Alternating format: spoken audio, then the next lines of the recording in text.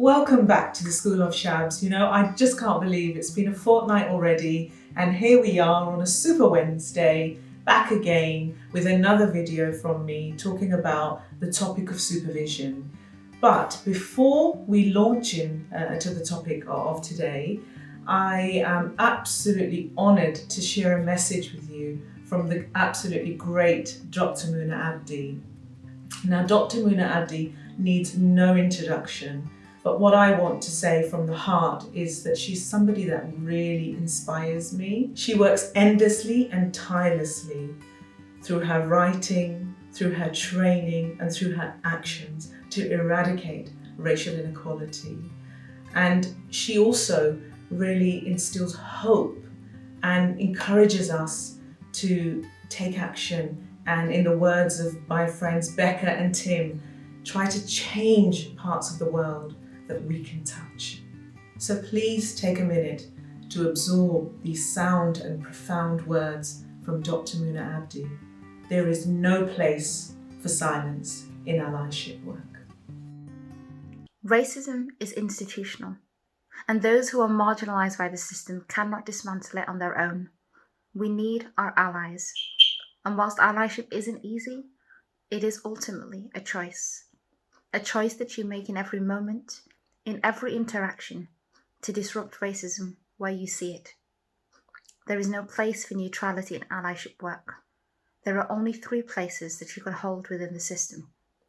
Either being an agent of the system, actively working to ensure systems of oppression remain in place, being an ally, actively working to challenge the system, dismantle it, and ensure that equity and inclusion are prioritised on every agenda, and being passive, those who know the issues and choose to remain silent. In your silence, you are complicit. You are allowing the status quo to be maintained. You are allowing systems of oppression to continue to be held in place. There is no place for silence in allyship work, and there is no place for inactivity. To be an ally, you have to move, talk, act in the way of allyship. It isn't easy, but it is ultimately a choice.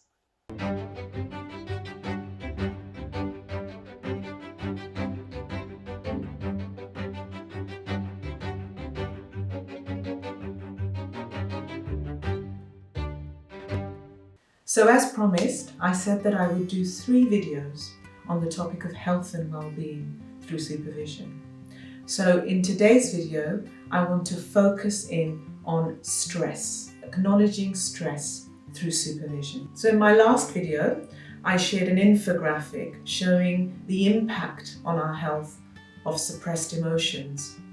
In the same way, chronic stress affects our health, our heart, our body, and our mind. Stress and mental health are the biggest reasons for absenteeism in the public sector. The number 1 talked about factor is workload. So what I want to do today is I want to share a video with you, a video within a video. And it's some work that I did for research and practice. And you're going to have to imagine me as the actress. I'm an actress, I'm not Shabs in that video, and I'm the supervisor. And whilst you're watching that video, we'll have a look at what the supervisor does well and think about what the supervisor could have done better. And then I want you to think about your own style and what conversations you're having to address and acknowledge stress through supervision. So let's go straight to the video. Good morning, James. Welcome to Supervision. Really nice to see you today. Thanks, I know I haven't been nice supervising you for very long, but I was looking forward to seeing you today. How are you, James? All right. Yes. All right. Okay. Yes. Okay.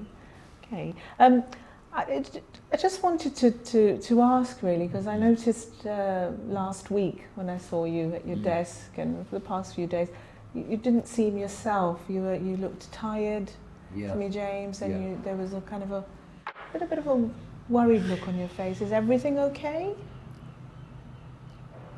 Not really. Thank you for asking. No, not really. Okay.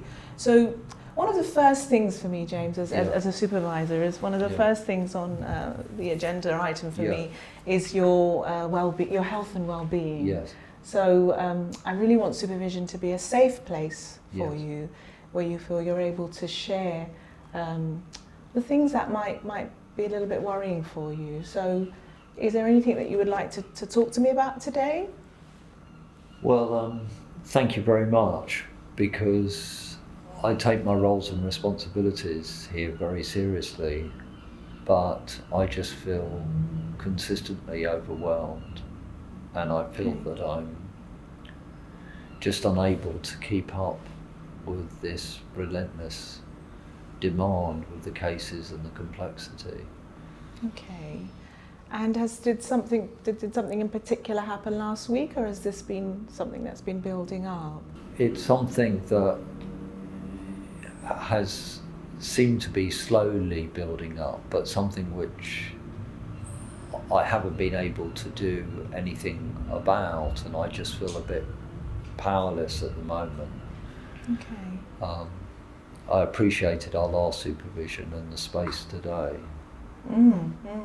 No, I just note, as I said, I saw a marked difference in from when we last met to just last week. And first of all, I want to ask you: are you okay to be at work? Are you okay to be here today? Well, again, thank you for asking, because I am having problems sleeping at the moment, and I tend to not be able to sleep very easily, and then I wake up at 2 and then my head's full of cases. Okay. But I'm able to fulfill my duties, but I just do feel so desperately overwhelmed. Okay, James, so thank you for sharing that. I wonder if I brought this book along with me. Stress and Burnout, I haven't read that before. Yeah, it's a very interesting book actually, and I wonder if you would mind it's funny because looking at the table and see if there's anything that you... Well, it says here, what are the differences between stress and burnout? And I actually feel that they're combined. I think from stress, loss of fuel and energy. Okay. And I think the one that's affected me most, Val, is my loss of ideals and hope. Okay. Are there any others there, James? Actually, I would only say this to you and in this space, but actually feelings of panic. Okay. And I just feel really, hopeless with what's going on besides this space today. Okay. So what I propose, James, I'm really sorry that you're feeling that way, and as your supervisor, I'm absolutely here to support you. So we have an hour and a half today. I'd like to spend the first part of supervision looking at some of the things that are making you feel this way, and putting some strategies in place that we both collectively come up with to see if we can get you out of that zone, really, and help you to feel more positive about, and live well at work, because that's the main aim. But we're not going to be able to do everything in the hour and a half, so I'm more than happy to book time with you. I'll look at my diary, and at the end of the session we'll book some more time next week and check in with how you're doing. Supervision is a monthly occurrence, however, I'm more than happy to meet outside of that time. Thank you so much. So I think one of the first places that I suggest we could start with is, because you mentioned you're not sleeping well, so I wondered if there was a particular case or some particular cases that are keeping you up that we could look at and work through together. Absolutely, actually there is. That's very, right, very helpful. So let's make a start on that then. Thank you. So in today's video, I wanted to bring together the tools, models and tips that I've been sharing with you in my past videos. Health and well-being has to be priority, not just for yourself and for your loved ones, but importantly also for the people that we walk alongside and are trying to support. This does, however, take some commitment from both parties, the supervisor and the supervisee. I want to recommend the Social Worker Wellbeing and Working Conditions Good Practice and Toolkit, available on the BASWAS website, both for supervisors and supervisees. Of course, you need to consider what programs of support are available through your organisation, so employee assistance program, counselling, safe spaces. But most of all, I think as a supervisor, you need to show responsibility, and as a supervisee, you need to be able to share exactly how you're feeling regularly in supervision, and that environment and climate needs to be created.